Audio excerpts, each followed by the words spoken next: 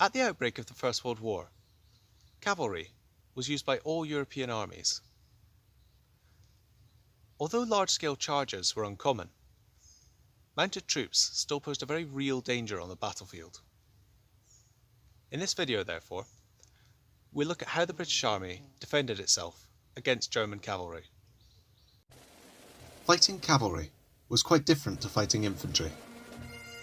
Many will be familiar with the concept of the Napoleonic era, that a cavalry charge against infantry in line would end in disaster for the infantry.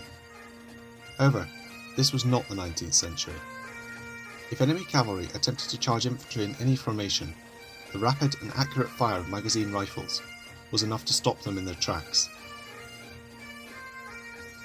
In open ground, it was possible that large numbers of mounted troops could get the better of infantry, but small patrols, individual troopers or scouts posed practically no threat whatsoever. In close country or broken ground, where infantry could use cover effectively, and where it was more difficult for cavalry to manoeuvre, then the infantry had a massive advantage. The most dangerous time for the infantry was when ammunition was running short, or when they were already under heavy fire. Fog, dust, heavy rain or snow could also provide opportunities for cavalry to close in without detection until it was too late. And so the British infantry made extensive use of scouts ahead of the advance and on the flanks. Machine guns could also be used to deter cavalry or halt a charge. They were often used to protect the flanks of a force, as these were the most vulnerable positions to attack. Infantry were also at risk from attack by cavalry when they had halted and set up camp, which the film War Horse actually illustrates quite well. There were no rigid regulations in place for repelling charging cavalry, as each individual situation was different. If cavalry approached infantry in extended order, the usual procedure was to take cover and open fire immediately. In the rare event that this did not stop the enemy, and they continued to charge, the infantry could be reformed in a close formation. For this, the command "Cavalry, close" was given, and the men would form up on their commander and fix bayonets. It was not advised to engage cavalry in close-quarter combat, and so this was more a method to dissuade them from charging.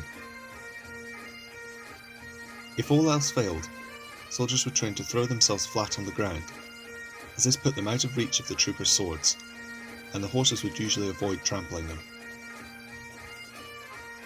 A good example of the devastating effect which well-directed and controlled rifle fire could have on cavalry can be found in the war diary of the 1st Battalion the Black Watch on the 4th of September 1914.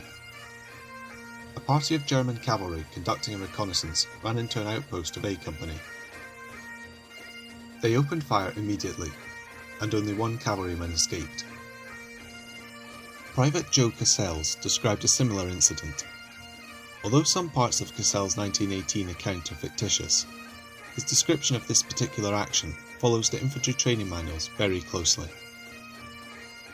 They were riding full gallop into our lines, apparently having abandoned ordinary scouting precautions in their eagerness to strike where and when they might against our worn and lacerated forces. We now had fought so long that we fought mechanically. Over my protecting log, I aimed at the leading horseman as precisely and carefully as if I'd been at rifle practice.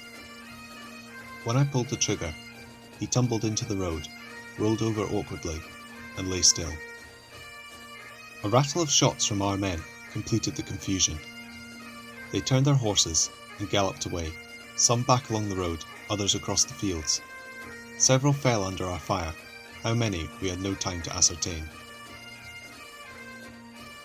This goes some way to illustrate the sheer power that modern, accurate rifle fire had in revolutionising the battlefield and marking the beginning of the end for the war horse. Cavalry was still essential to both the British and German armies for scouting and reconnaissance, and for exploiting opportunities for local and larger scale attacks. However, it was clear even at this early stage that the Great War would be very much an infantryman's war.